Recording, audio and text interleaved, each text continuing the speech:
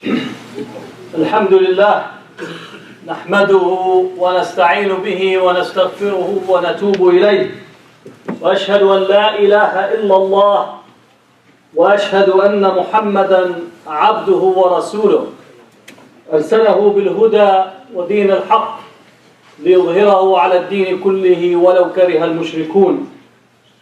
عباد الله، أوصيكم وإياي بتقوى الله، أوصيكم وإياي بتقوى الله، أوصيكم وإياي بتقوى الله. واذكروا نعمة الله عليكم إذ كنتم أعداء فألف بين قلوبكم فأصبحتم بنعمته إخوانا وكنتم على شفا حفرة من النار فأنقذكم منها. الحمد لله على نعمة الإسلام، الحمد لله على نعمة الإيمان، الحمد لله على نعمة الإحسان، الحمد لله على نعمه كلها ظاهرها وباطنها.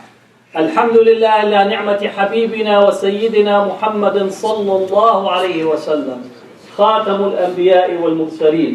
أما بعد، السلام عليكم ورحمة الله وبركاته. Allah subhanahu wa ta'ala in the Quran reminds us with the importance and the centrality of justice. Allah in a number of places, and this is something that we often end the khutbahs with. When we say, إِنَّ اللَّهَ يَأْمُرُ بِالْعَدْلِ وَالْإِحْسَانِ وَإِيتَاءِ ذِي الْقُرْبَى وَيَنْهَى عَنِ الْفَحْشَاءِ وَالْمُنكَرِ وَالْبَغْيِ. Right, so we often repeat this by saying that Allah commands to justice. That Allah commands to justice. And we know that any command has to be fulfilled with all of the requirements that are due to justice.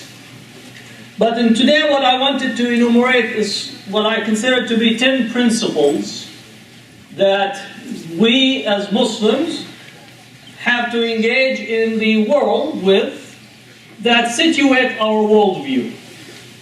Because we often are confronted, say, what do the Muslim worldview or point of view on a number of things? And I enumerate these, and I don't know if I'll be having enough time to do all of the 10, but I will enumerate them for you, and then I'll go through some of them. So the first principle is for us is justice. Why? Because Allah subhanahu wa ta'ala commanded us to establish justice. إِنَّ اللَّهَ يَأْمُرُ بِالْعَدْلِ. That God commands to justice. In another verse he says, يَا أَيُّهَا الَّذِينَ آمَنُوا كُونُوا قَوَّامِينَ بِالْقِسْطِ شُهَدَاءَ لِلَّهِ وَلَوْ عَلَىٰ أَنفُسِكُمْ. And Allah says, all you who believe, be ones who are firm and in establishing qist, which is the balance. And instructing us even if against our own selves. Because it's easier to say it like this. But it's very difficult to turn this in this way. And between this and this, there's a considerable mileage to be had. Alright? We're very quick in pointing to the other, but it's very difficult for us to point. And then, وَلَوْ عَلَىٰ أَنفُسِكُمْ أَوْ الْوَالِدَيْنِ. Your parents, who actually is going to be ready to challenge and say to their parents, you know, you have transgressed, that you have overstepped the boundaries. وَالْأَقْرَبِينَ, also those who are next of kin. And we know, alhamdulillah, mashallah, all of us are tribal. Right? Like your last name, anybody from your last name, that's it. You give them, and you look the other way, and you don't at least adhere to the principle of justice. Actually, international jurists said that this verse is one of the comprehensive verses for justice in the world. In relation to studying constitutions, basic framing of judicial system, this verse is the most comprehensive. Why? Because it addresses, not only says justice in theory, but actually also takes issue with where people are often up to transgress the boundary of justice. And so, again, the first principle is justice, which is for us is adala. Now, one of the 99 names of Allah subhanahu wa ta'ala is Al-Adl. One of the 99 names of God is the All Just. The All Just. So often when we actually are attempting to engage in justice, we are fearful of the ones who are engaged in injustice. But when you're leading and trying to be an advocate for justice, Allah is with you and you're leaning on Allah because that is one of His names. Any manifestation of justice in the world is but a reflection of divine purpose. Injustice has no reality. Injustice is just only tipping the scale away from justice. In the same way we say darkness has no reality. Darkness is only the absence of light.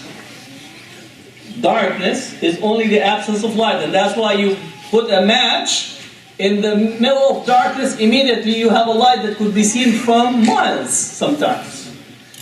So, first principle is justice. Second principle is the principle of karama, dignity. All human beings are given dignity by Allah subhanahu wa ta'ala. Allah says in the Quran, وَلَقَدْ كَرَّمْنَا بَنِي آدَمَ, that we have ennobled the child of Adam. Every human being is ennobled by God. Every human being has the Spirit of God in them. Every human being has the Spirit of God in them. That's why with the Prophet ﷺ, there was a funeral of a Jewish man passing in Medina. He stood up in respecting the funeral, and his companion says, "Isn't he a Jewish person?" And he responded, "Isn't he a spirit?" So every human being is dignified. Every human being carries the dignity. Now they might transgress. Human being commits sin, and every human being is in a state of sin, except those that seek forgiveness from God. So if you think that you have complete purity, then you're standing with prophets and angels. Every one of us, sin by itself does not strip the human being of that state of dignity. Sin does not strip the human being of that state. Why? Because Allah is the one that dignified the human being. وَلَقَدْ كَرَّمْنَا بَنِي آدَمَ, we have ennobled the human being. Third, the principle of equality, which is musawa. Right? كُلُّكُم مِّنْ آدَمَ وَآدَمْ مِّن تُرَابٍ. All of you are from the progeny of Adam, and Adam is from the dust of the earth. All of us are equal. In the Quran, we have created you from one soul, made it for its mate, and then spread out in creation many men and children and so on. So we all originate from one soul. We're all equal. There is no boastfulness of anything. You can't boast of your tall, short, thin, not thin, lineage, not lineage. All of that, there is no boastfulness. All of us are equal. And in front of Allah, we are in a state of nothingness. Like, what are you boasting about? Right? We are all equal. And the only measure of differentiation is your taqwa, is your God consciousness. Right? That's the only differentiation. And God consciousness also, once again, it's not a jacket that you wear, because you see people who just like all of a sudden they got a little bit of 2 additional rak'ahs under their belt, and they think they're the Jedi of the neighborhood. Right? Have you seen those? Like, I have 2 rak'ahs under, and then they get they become a mutawwa'. Right? This is the term we use in Saudi Arabia, mutawwa'. Like, you go around and hitting people, so you need to be more righteous. And just yesterday, you were basically at the corner of 7-Eleven. Right?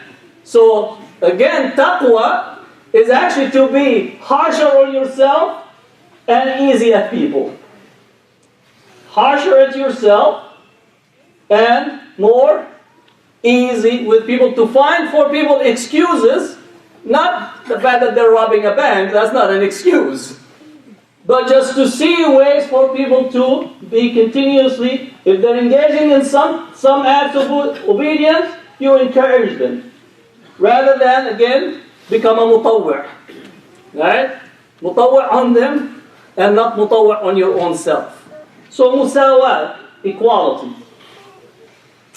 Fourth principle, all life is sacred. All life is sacred. Allah subhanahu wa ta'ala prohibited taking life, innocent life, period. Right? Allah subhanahu wa ta'ala prohibited taking innocent life because life is sacred. Why? Because each life has the Spirit of God in it, and each life is connected to everyone else.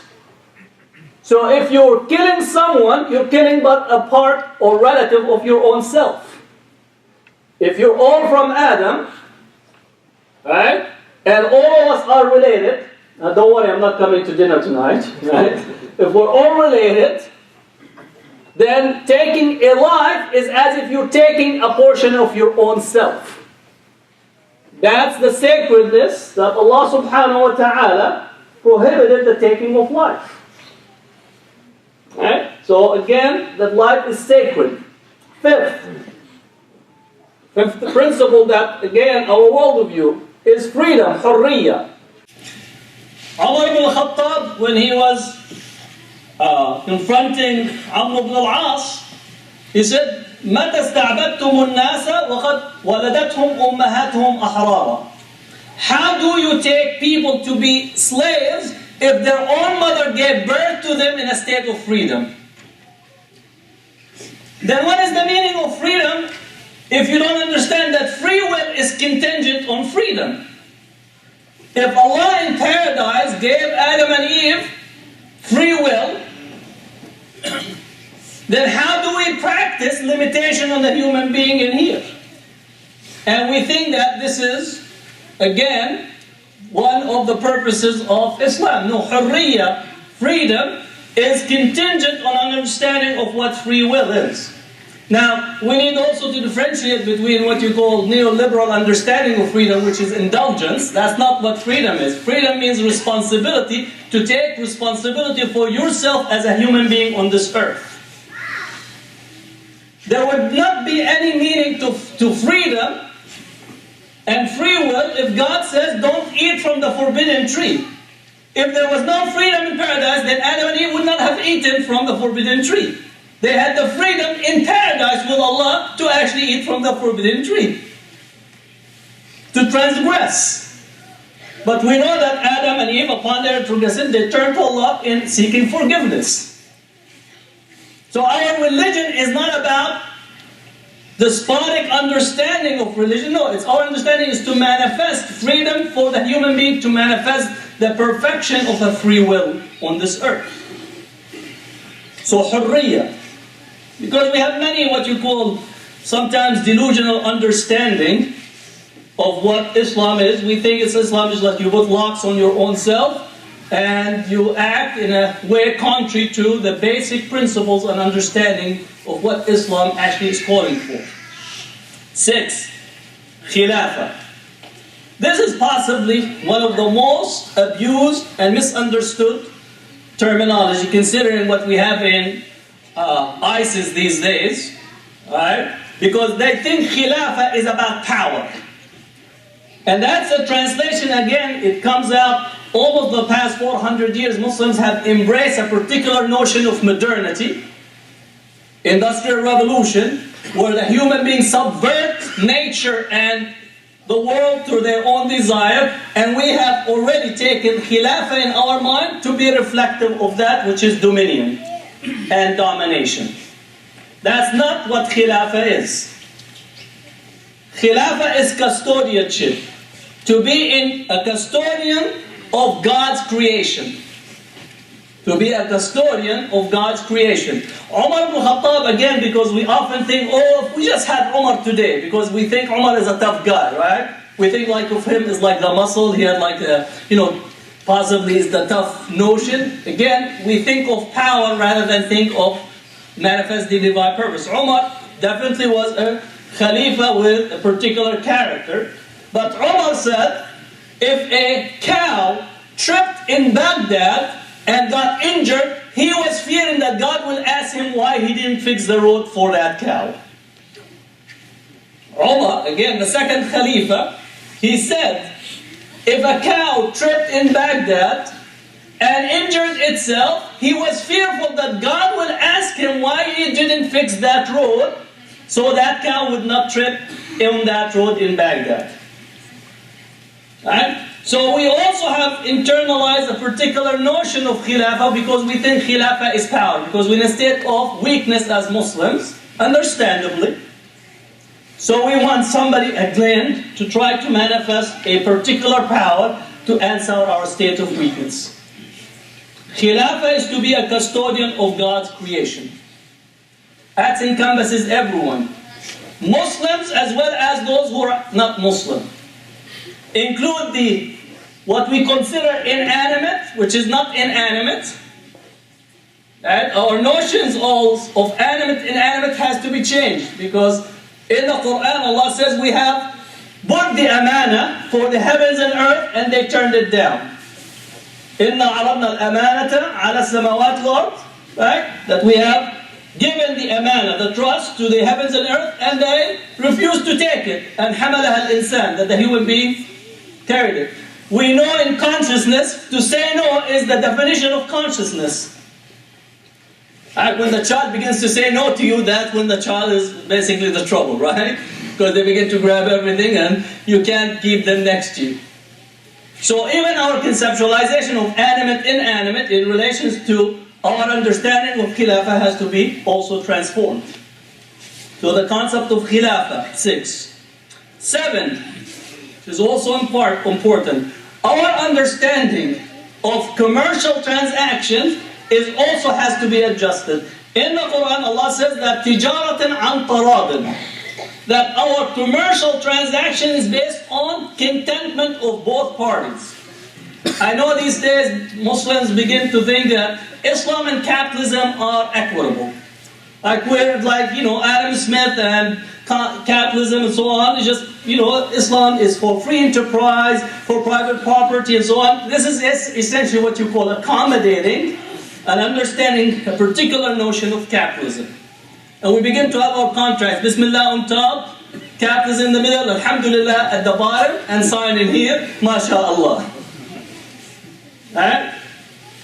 Allah is al-Razzaq, not the stock market. The commercial transaction is on taradin. It's not the bottom line. Our contemporary economic enterprise, almost for the past 200 to 250 years, have been looking at the bottom line. The more I have, the better it is for me, the worse it is for you. And tough luck, because again, Darwin will be happy. So we transform our own understanding of religious texts to actually fit the survival of the fittest, and we think that God is happy with that. Right? Again, tijaratan an taradin. And with that also you get the 8th principle as well, that equity, meaning to have istihsan in the society. To have a codependency between the rich and the poor. Not in any way, again, we're not on the other extreme of communism, distribution of the wealth. No, we want to create a codependent relationship between the rich and the poor. And there is no better way to think of this than in how the zakat is paid. The zakat is paid, the rich come with putting the money on their hand, offer it to the poor, and the poor comes from the top, take the money, and the rich actually thanks the poor for cleansing their wealth and purifying them. There is no better way to understand this than to see how God made the poor the agents for actually purifying the wealth and elevating the rich in the society. In here today, when you have some money and you go to give the poor, you want to be the one on the top, right? You put the money in their hand. In zakat, no. The person who's rich has to put their hand at the bottom, and the poor is the agent of God. That's how we change our perspective in the codependent relationship. 9th, and I know I want to go through the 9th of them. 9th principle is that Allah subhanahu wa ta'ala forbade injustice and oppression on Himself. حرم الظلم على نفسه. Allah forbade injustice and oppression on Himself, and therefore He forbade it among our own self. Therefore, no oppression is divine. No oppression is divine. All oppression is of our own making in our own hands, whether it's arrogance, whether it's envy, whether it's avarice. All of this is our own making. So don't put your oppression on God. Don't say that God is telling me to steal somebody's wealth. Don't tell me manifest destiny to take some people's land and territory. Don't say manifest destiny that God is actually telling me to commit genocide on people. God have nothing to do with it. It's your own hands that saw and brought what you see in this world. Allah Himself, nothing limits Him. He limited Himself on oppression. حرم الظلم على نفسه. Allah forbade oppression. So whatever oppression you see, God has nothing to do with it. It's just people's making. And if somebody begins to put God's name on it, call them on it. That this has nothing to do with God. God does not come on top of a tank. God does not fly an F-16. God does not have nuclear weapons. That is your own distorted human faculty that is being conducted itself with divine purpose. Alright, so you just need to be very certain that oppression has nothing to do with God. This is your own human manifestation. Right? God is not in the muscle business. If you worship muscle, then you go to McDonnell Douglas. That's where muscles are made. If you worship God, God is of a different understanding altogether. If you worship power, then go and worship power. That's not what God is about. Right? So we have to understand that oppression is not divine. Oppression is of our making. Lastly, the last principle is mercy. And I put mercy at the end because again, mercy is the character of Allah subhanahu wa ta'ala. Right? Every chapter of the Quran except one begins with Bismillah ar-Rahman ar-Rahim. By the name of God, the merciful, the beneficent. Not only that, the first hadith that you study in hadith literature, which is something that you have to take it by talqeen from your teacher, Ar-Rahimuna yarhamhumullah. Irhamu man fil ard yarhamkum man fis sama. That the merciful Allah show them mercy. Be merciful upon the people of the earth, so the one in the heavens will show you mercy. In another hadith Qudsi, Allah subhanahu wa ta'ala says, غَلَبَتْ رَحْمَتِي غَضَبِي. That my mercy had overtaken my wrath. Now justice is an aspect of wrath. When God wants to implement justice, it's a form of wrath, it's a form of ghadab. But Allah Himself says, غَلَبَتْ رَحْمَتِي غَضَبِي. That my mercy had overtaken my wrath. So the umbrella by which we operate as Muslims is we have an umbrella of mercy. That's our tradition. Our Prophet ﷺ, and we are in the month of his birth, right? وَمَا أَرْسَلْنَاكَ إِلَّا رَحْمَةً لِلْعَالَمِينَ. Verily we have not sent you but a mercy to all of creation. That's the character of our Prophet. It was not a muscle man. Right? If you want to have a muscle man, there's a lot of what you call organic stuff and not organic stuff to develop muscles. If you're worshipping Islam and the Prophet ﷺ, وَمَا أَرْسَلْنَاكَ إِلَّا رَحْمَةً لِلْعَالَمِينَ. Lastly, I want to say that my attempt to introduce this is for us to have a complete worldview. But I don't want you to understand I'm calling you to be Uncle Tom. This is not a call for you to be Uncle Tom. I want you to be courageous, right? But you have to be centered in your courageousness. This is not a call for Uncle Thomas. We have already many that are engaged in this. This is a call for us to have a complete and comprehensive worldview as we engage in the world. أقول قولي هذا واستغفر الله لي ولكم فاستغفروه.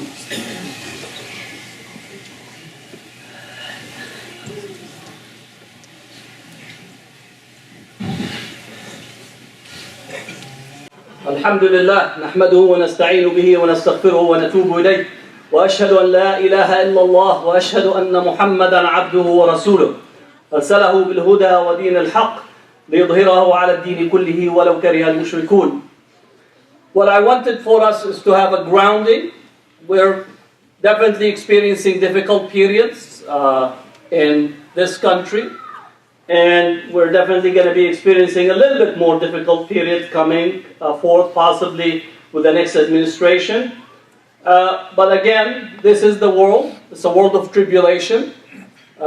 تلك الأيام نداولها بين الناس. These are the days that we turns around in the world. But what we want is for us to continue to be grounded in our tradition and respond appropriately and be engaged in the world. I think many of the American society are actually far more reflective of being with us on these issues. And just if you look at the general election, so we don't need to lose sight of what is occurring in relations to the election. We'll take stock of it, we'll take account of it, but I think we need to come out with a very comprehensive message of what is our principles, what are our commitment both for ourselves and the society in general. I do truly believe that our message and our understanding will win the day despite the difficulties that we are facing. The arch of justice is very long, or the history of justice is long, but it tilts toward justice, and we need to be firmly believing that this is where we are heading. And I really feel that we have an opportunity to relate to many people in this country that are looking for a different direction. And I think we have considerable material, considerable ideas to offer in conversation and discussions with the broader society. And I think what we need is to come out with those in the near future. أقول قولي هذا واستغفر الله لي ولكم فاستغفروه. إن الله وملائكته يصلون على النبي يا أيها الذين آمنوا صلوا عليه وسلموا تسليما. اللهم صل على سيدنا محمد وعلى آل سيدنا محمد كما صليت على سيدنا إبراهيم وعلى آل سيدنا إبراهيم في العالمين إنك حميد مجيد. اللهم إني داع فأمنوا. اللهم اهدنا فيمن هديت وعافنا فيمن عافيت وتولنا فيمن توليت وبارك لنا فيما أعطيت وقنا واصرف عنا بالخير شر ما قضيت فإنك تقضي بالخير ولا يقضى عليك وإنه لا يذل من وليت تباركت ربنا وتعاليت. ربنا ردنا إلى الإسلام ردا جميلا. ربنا ردنا إلى الإسلام ردا جميلا. ربنا ردنا إلى الإسلام ردا جميلا. اللهم أرنا الحق حقا وارزقنا اتباعه وأرنا الباطل باطلا وارزقنا اجتنابه. اللهم من أراد الإسلام والمسلمين خيرا فأيده بنصر من عندك ومن أراد الإسلام والمسلمين شرا فأخذه أخذ عزيز مقتدر يا رب العالمين. اللهم ارحم المسلمين والمسلمات الأحياء منهم والأموات يا رب العالمين. اللهم اشف مرضى المسلمين جميعا يا رب العالمين. اللهم اشف مرضى المسلمين جميعا يا رب العالمين. اللهم اشف مرضى المسلمين يا رب العالمين. اللهم انصر المسلمين والمسلمات في كل مكان يا رب العالمين. اللهم احميهم في ديارهم يا رب العالمين. اللهم احمنا في هذه الديار يا رب العالمين. اللهم ثبتنا يا رب العالمين. اللهم ثبتنا يا رب العالمين. اللهم ثبتنا يا رب العالمين. اللهم إنا مغلوبون فانصرنا. اللهم إنا مغلوبون فانصرنا. اللهم إنا مغلوبون فانصرنا. وآخر دعوانا الحمد لله رب العالمين. وأقم الصلاة إن الصلاة تنهى عن الفحشاء والمنكر والبغي يعظكم لعلكم تذكرون.